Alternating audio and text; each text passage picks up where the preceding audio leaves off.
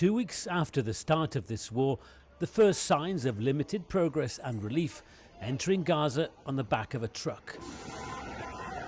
Some 20 trucks in total, not nearly enough according to aid agencies, bringing in basic supplies, food, water and medicine.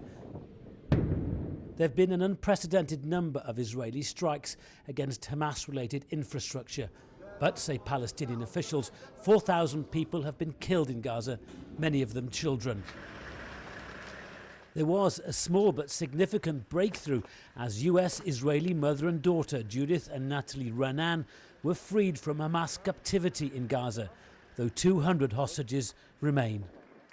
At an emergency summit in Cairo, the Foreign Secretary criticised Hamas's murderous actions and reminded Israel of its obligations. I have spoken directly to the Israeli government about their duty to respect international law and the importance of preserving civilian lives in Gaza. Despite these relatively small diplomatic breakthroughs, most analysts say they won't change the inevitable course of events. Israel, they say, is facing an existential crisis, and that must remain the country's #1 priority.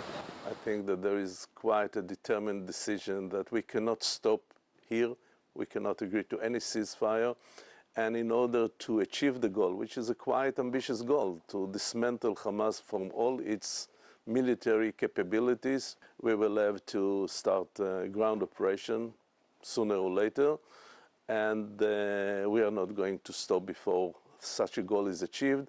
There's a reason that Israelis, old and young, are so adamant about this. 2 weeks ago, Almog was a peace-loving 20-something having the time of her life at a music festival in the Israeli desert.